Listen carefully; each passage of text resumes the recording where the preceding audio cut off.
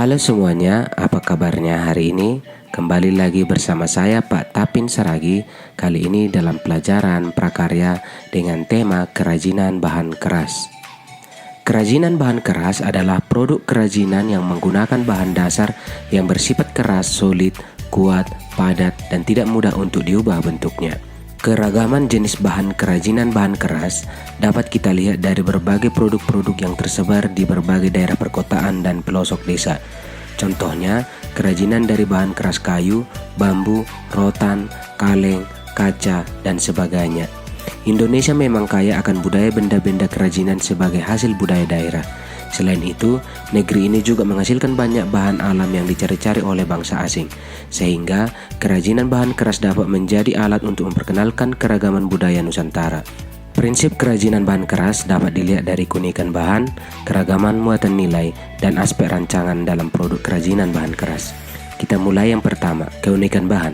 Seperti kerajinan bahan lunak, keunikan bahan kerajinan masih menjadi salah satu prinsip yang harus diperhatikan dalam membuat kerajinan bahan keras.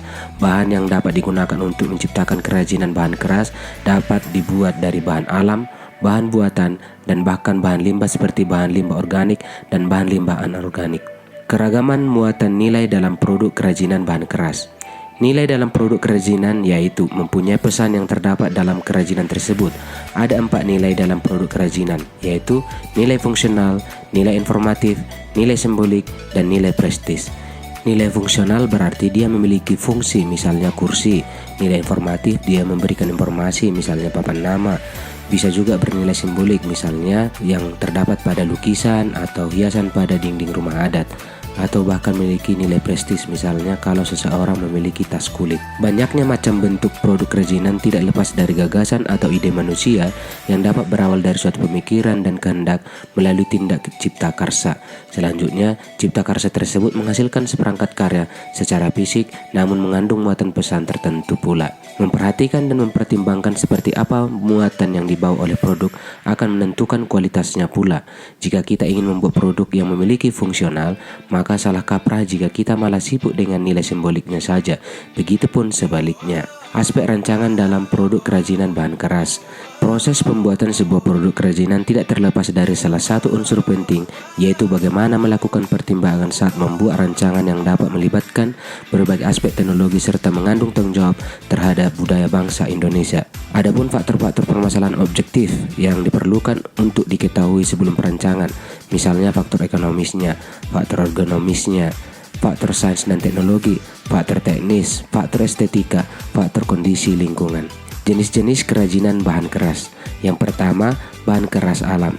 Bahan keras alam adalah bahan untuk karya kerajinan yang diperoleh dari alam sekitar dan merupakan sumber daya alam, baik hutan, bumi maupun perairan di alam. Misalnya kayu, bambu, batu, rotan, dan sebagainya. Bahan keras buatan. Bahan keras buatan adalah bahan untuk karya kerajinan yang diolah dan dicampur dengan bahan tertentu sehingga menjadi keras dan memiliki sifat yang kuat dan tahan lama. Contohnya kaca, besi, atau kaleng. Karakteristik kerajinan bahan keras. Yang pertama, kita bahas mengenai bahan keras alam, misalnya kayu. Kayu terdiri dari berbagai macam jenis, yaitu mahoni, pinus, jati, hitam, nangka, kelapa, lame, albasia, sungkai, dan seterusnya. Masing-masing kayu mempunyai ciri yang berbeda, tetapi selain keras, rata-rata memiliki serat atau urat kayu yang indah, memiliki lingkar tahun, tahan lama, dan dapat dibentuk dengan diukir. Ada yang ringan seperti lame dan albasia, ada juga yang berat seperti jati. Sebagian dapat memuai karena perubahan suhu, tetapi tidak pada jati. Berikutnya misalnya dari bambu. Bambu batangnya kuat, namun jika terkena air terus-menerus terjadi pelapukan. Memiliki rongga dari ukuran 1 cm sampai 20 cm. Memiliki ruas batang, teksturnya halus meskipun tidak diamplas, dapat dipotong berbentuk sayatan ataupun utuh. Berikutnya misalnya dari rotan. Batangnya kuat, lebih kuat daripada bambu, terutama seratnya. Ada yang berongga dan ada yang tidak. Yang berongga berukuran setengah cm sampai 1 cm. Memiliki ruas batangnya halus, dapat dipotong berbentuk sayatan ataupun utuh. Panjangnya bisa sampai 10 meter dan hidupnya menjalar dan melilit. Berikutnya kerajinan bahan keras buatan, misalnya kaca. Wujudnya transparan dan bening, ketebalannya bervariasi, permukaannya licin dan kilap, dapat dilebur dan dibentuk dalam kondisi panas. Berikutnya logam. Logam terdiri dari berbagai warna, ada perak, emas, ada kemerahan dan kecoklatan, ada juga keabu-abuan atau perak. Bentuknya ada tebal berat, ada pipih tipis dan ringan. Besi atau logam mudah korosi, makanya dilapisi krom atau emas, ada pula dengan cat. Proses produksi kerajinan bahan keras. Selain memiliki banyak pilihan bahan, teknik yang digunakan untuk menciptakan kerajinan bahan keras juga sangat bervariasi. Beberapa teknik yang dapat digunakan untuk membuat kerajinan bahan keras diantaranya adalah teknik pakat, ukir, cukil, anyam, potong sambung, lukis, batik, tatah, dan sebagainya. Tahap membuat kerajinan bahan keras. Yang pertama, membuat rancangan, menyiapkan alat dan bahan. Dan selanjutnya adalah membuat benda sesuai rancangan yang telah kita persiapkan. Dalam pembuatan kerajinan bahan keras ada beberapa teknik yang umum digunakan, misalnya teknik cetak, teknik patri, teknik grafir, teknik menganyam, teknik las, teknik bubut, teknik ukir, dan teknik etsa. Proses pembuatan kerajinan bahan keras kayu.